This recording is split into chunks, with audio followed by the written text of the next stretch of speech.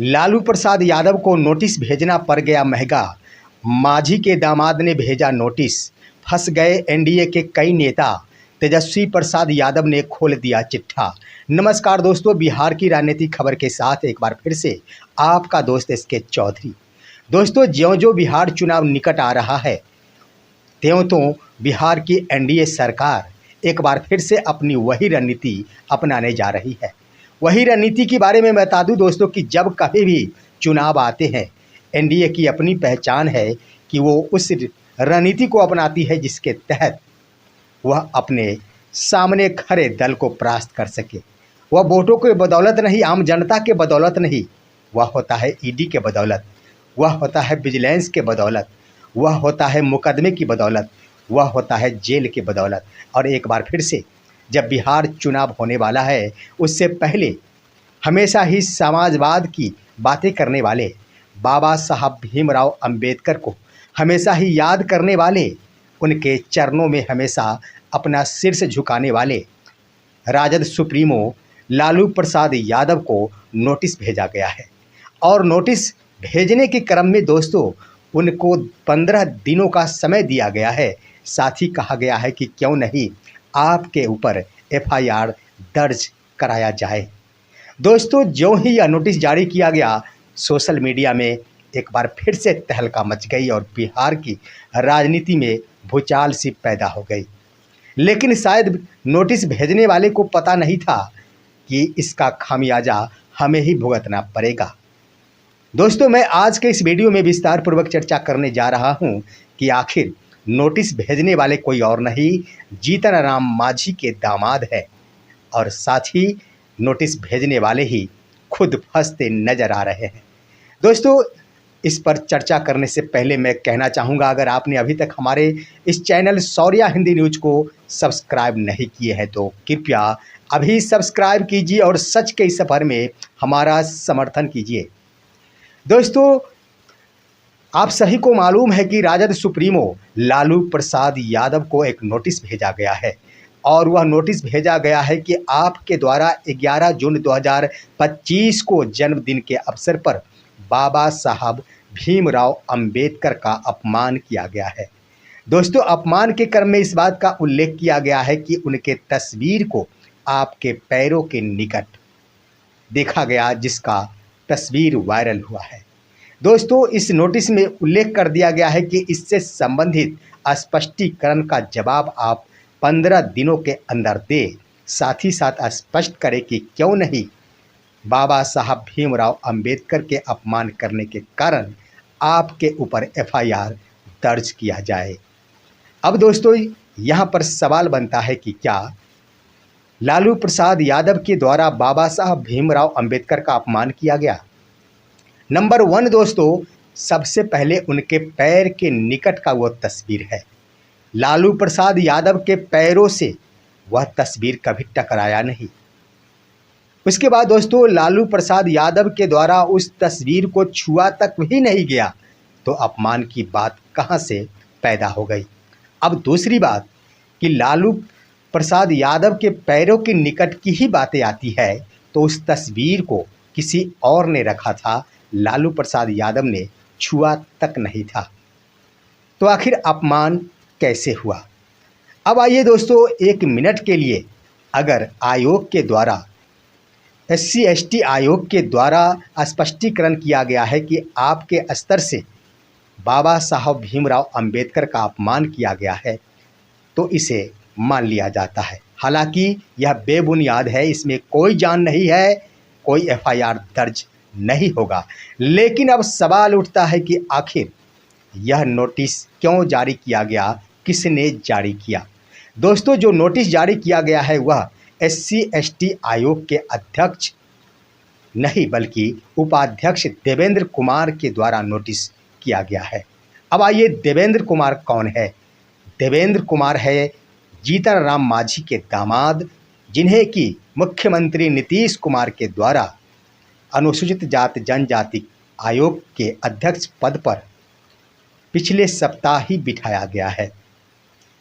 अब सवाल यहाँ पर ये उठता है दोस्तों कि देवेंद्र कुमार जो इस आयोग के उपाध्यक्ष हैं, वो भी फंस रहे हैं और उनके द्वारा भी बाबा साहब भीमराव अंबेडकर का अपमान किया गया है। वो कैसे दोस्तों, कि नोटिस भेजने का जो अधिकार होता है, संवैधानिक रूल्स ये कहता है कि जब तक किसी भी संस्था या फिर आयोग के अध्यक्ष हैं, जब तक उनकी उपस्थिति है, उनके उपस्थित रहते हुए किसी भी अन्य सदस्य या उपाध्यक्ष के द्वारा कोई नोटिस जारी नहीं किया जा सकता।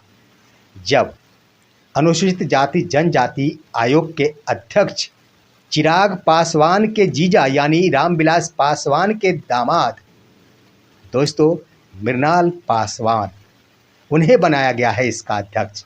उनके स्तर से यह नोटिस जारी नहीं किया गया। उनके रहते हुए वो पद पर विराजमान है, लेकिन उनके पद को दरकिनार करते हुए, अध्यक्ष के पद को नज़रअंदाज करते हुए जीतन राम मांझी के दामाद देवेंद्र कुमार जो उपाध्यक्ष पद पर है, उनके द्वारा नोटिस जारी कर दिया गया। अब जब संवैधानिक रूल्स का अपमान किया गया, जो संविधान बाबा साहब भीमराव अंबेडकर से जुड़ा हुआ है, तो क्या उनके द्वारा बाबा साहब भीमराव अंबेडकर का अपमान नहीं किया गया? अब इस मुद्दे पर आखिर उपाध्यक्ष देवेंद्र कुमार को क्यों नहीं नोटिस किया जाए कि आखिर किस परिस्थिति में आपने अध्यक्ष के रहते हुए नोटिस भेजा? आप 15 दिनों के अंदर जवाब दें। आखिर आपके द्वारा बाबा साहब भीमराव अंबेडकर से संबंधित संविधान का उल्लंघन किया गया है, क्यों नहीं आपके ऊपर एफआईआर दर्ज किया जाए? दोस्तों, बाबा साहब भीमराव अंबेडकर का अपमान सिर्फ तस्वीरों के अपमान से नहीं होता। संविधान के रूल्स को दरकिनार करना, संविधान का अपमान करना, ये भी बाबा साहब भीमराव अंबेडकर का ही अपमान माना जाता है। फंस तो गए हैं देवेंद्र कुमार इस नोटिस को जारी कर। अब आइए दोस्तों, दूसरी बातें हम बताते हैं। आपको मालूम होगा कि सुप्रीम कोर्ट के वकील बनने के लिए पैनल का निर्माण किया जाता है। जब तक पैनल का निर्माण नहीं होता, तब तक किसी भी व्यक्ति के द्वारा सुप्रीम कोर्ट में वकील के रूप में वकालत नहीं की जा सकती है। और देश के सुप्रीम कोर्ट के वकील के पैनल का निर्माण 20 वर्षों से नहीं हुई थी। शायद वह मुकदमे के अंदर थी, जिसका खुलासा नेता प्रतिपक्ष तेजस्वी प्रसाद यादव के स्तर से किया गया है। अब दोस्तों, जो पैनल का निर्माण किया गया है, उस पैनल के बारे में हम चर्चा करेंगे, लेकिन हम बता दें कि सुप्रीम कोर्ट में वकील बनने के लिए LLB तो होना ही चाहिए। साथ ही साथ कोई निचली अदालत, चाहे वो जिला स्तरीय न्यायालय हो या फिर कोई भी उच्च न्यायालय क्यों न हो, वहाँ 5 वर्षों का अनुभव होना चाहिए। 5 वर्षों तक जिस वकील के द्वारा वकालत की गई हो, वही उस पैनल निर्माण में अपना नाम दर्ज करा सकते हैं। लेकिन सबसे बड़ी बात दोस्तों कि जो सुप्रीम कोर्ट के वकील के लिए पैनल का निर्माण किया गया है, उस पैनल में जदयू के कार्यकारी राष्ट्रीय अध्यक्ष संजय झा के दोनों पुत्री का नाम शामिल किया गया है। और नेता प्रतिपक्ष तेजस्वी प्रसाद यादव का कहना है कि उनके पास अनुभव अधिकतम 1 या 2 वर्षों की ही होगी। तो आखिर कैसे 5 वर्षों के अनुभव के बिना पैनल में नाम जोड़ दिया गया? क्या यह संविधान का उल्लंघन नहीं है? और जब संविधान का उल्लंघन हुआ, तो क्या यह बाबा साहब भीमराव अंबेडकर का अपमान नहीं हुआ? क्या वहां नोटिस नहीं जाना चाहिए? दोस्तों, बड़ा चिट्ठा खोला गया है नेता प्रतिपक्ष के स्तर से।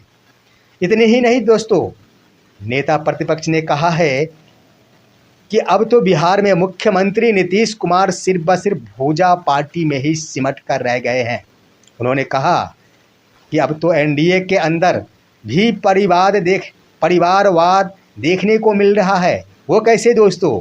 उन्होंने कहा, और आप सभी को भी मैं बता दूं कि इन दिनों 1 सप्ताह में ही मुख्यमंत्री नीतीश कुमार के द्वारा कई आयोगों का गठन किया गया है।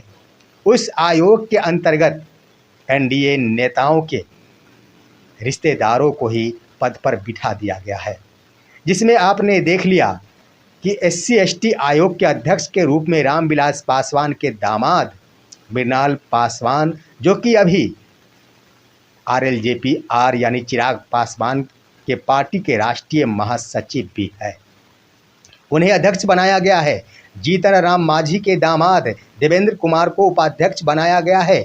अब आइए दोस्तों, धार्मिक न्याय बोर्ड के सदस्य के रूप में अशोक चौधरी के दामाद सायन कुणाल को बनाया गया है, सदस्य के रूप में बनाया गया है। यानी तीन दामाद को यहाँ पर आयोग के सदस्य के रूप में, अध्यक्ष के रूप में, उपाध्यक्ष के रूप में बिठा दिया गया। क्या यह परिवारवाद नहीं है?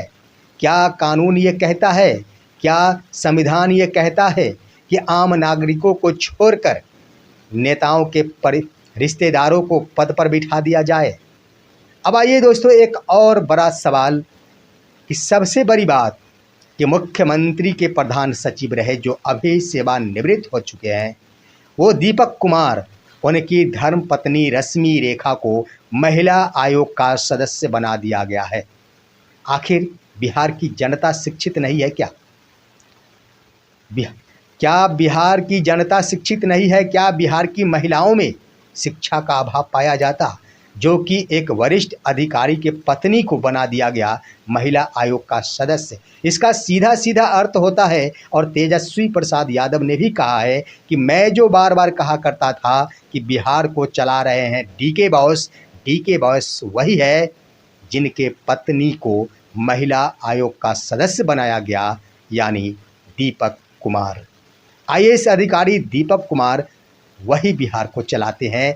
तेजस्वी प्रसाद यादव का यही कहना था। दोस्तों, आगे चिट्ठा खोलते हुए तेजस्वी प्रसाद यादव के द्वारा बड़ी बड़ी बातें कही गई है और खुलकर चुनौती देते हुए निशाना साधा गया है NDA नेताओं के ऊपर। जिस निशाना साधने के क्रम में अब तो NDA नेताओं को यह महंगा साबित होने लगा है कि आखिर मैंने लालू प्रसाद यादव को नोटिस ही क्यों किया। उन्होंने कहा कि बिहार सरकार यानी नीतीश कुमार को चाहिए कि बिहार में एक जमाई आयोग का गठन कर दे ताकि सभी जमाइयों को एडजस्ट किया जा सके। दोस्तों, उन्होंने कई बिंदु पर बातें करते हुए 5 सवाल सरकार से किए हैं। 5 सवालों में मुख्य सवाल बता दूं कि उन्होंने कहा कि आखिर कितने पदाधिकारियों के बेटे विदेश में पढ़ रहे हैं, बिहार की शिक्षा से दूर है। यानी बिहार की शिक्षा व्यवस्था को चौपट कर अधिकारियों के बेटे विदेश में पढ़ने गए। उन्होंने कहा कि कितने अधिकारियों ने अपने संपत्ति को जमीन में गाड़ दिया है या फिर विदेशों में जमा किया है, इसका जवाब मुख्यमंत्री नीतीश कुमार दे। दोस्तों, ये इस तरह के कई सवाल किए गए हैं जिसका जवाब देना नीतीश कुमार के बस की बात नहीं है। ऐसी सवालें की गई है। नेता प्रतिपक्ष स्पष्ट रूप से बयान देते हुए खुलकर वर्तमान सरकार को घेरने का प्रयास किए हैं और उन्होंने जवाब देने को कहा है अपने 5 सवालों के। साथ ही साथ उन्होंने कहा कि नीतीश कुमार भूजा पार्टी में सिमट कर रह गए और भूजा पार्टी में शामिल नेता ही नीतीश कुमार के द्वारा अनर्गल कार्य करवाते हैं और अपने रिश्तेदारों को आयोग में जगह दिलाते हैं या फिर कानून का उल्लंघन कर, संविधान का उल्लंघन कर वकीलों के पैनल में अपने बेटे बेटियों के नाम जुड़वाते हैं। दोस्तों, क्या कहना है आपका लालू प्रसाद यादव के ऊपर किया गया नोटिस क्या जायज़ है? अपनी राय कमेंट के माध्यम से दीजिए। साथ ही साथ हमारे इस वीडियो को लाइक कर अन्य दोस्तों के पास शेयर कीजिए और अब दीजिए अपने दोस्त को इजाज़त। हम फिर मिलेंगे आपसे अगले वीडियो में। तब तक के लिए नमस्कार।